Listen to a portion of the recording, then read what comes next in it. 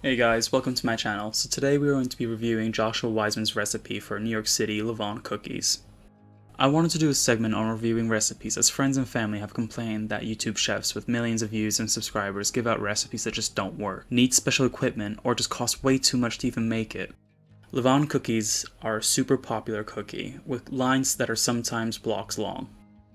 And so it has become a super popular video to make with loads of other YouTube chefs doing their own rendition of the recipe, and of course me jumping on that bandwagon. The link to Joshua Weissman's video will be down in the description below. Alright, so when I did the recipe, I didn't put nuts in. Obviously, you guys can, but I didn't. When I was doing this dough, I realized it would be perfect to put pretty much any nut inside of it, and it can definitely be used for a stuffed cookie of some sort.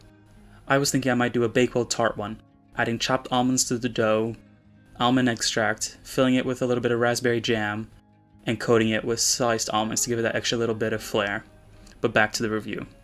This dough was probably one of the easiest doughs I have worked with in a long time. It was super quick to do, and the only ingredient people might have an issue finding is cake flour.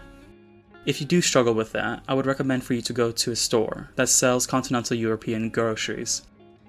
Then, just find the flour with the lowest number. I went with a 400 flour, but anything up to around 450 should be a cake flour. This number relates to the ash number, but all I know is that it has less gluten and it makes it lighter in effect. And you don't need any special equipment to do this recipe either, which makes it all that much better. The only thing I would change about the instructions is to cool it for longer after you form the dough balls. The first cooling is enough to make it cooler and less tacky, so it makes it nice and easy to handle. If you must, you can bake it from there. But I would personally say to chill out the dough for maybe an hour and a half or longer, so that when you go to bake it, it stays nice and tall rather than spreading out too much.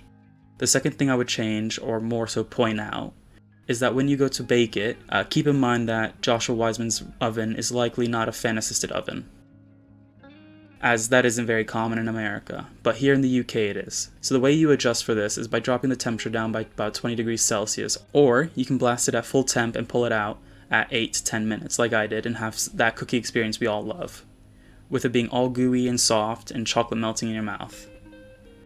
But those are my thoughts on the recipe. An amazing base for almost any other cookie, and it lasts well. Surprisingly, the last one was eaten about 3 days after it was baked, and it was still just as yummy as the day it was baked.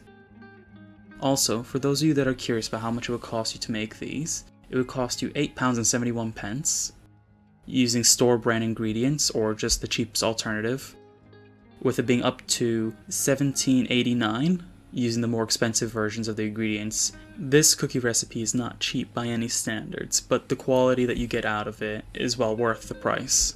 This recipe should be able to make you about 10 to 11 cookies, making the price per cookie about 80p. If you guys thought otherwise, or have fun ideas for changes for this recipe to try, please do tell me by leaving it down in the comments below, as I would love to try them out. As always, I hope you guys enjoyed the video. If so, leave a comment, like, and subscribe for more of this in the future.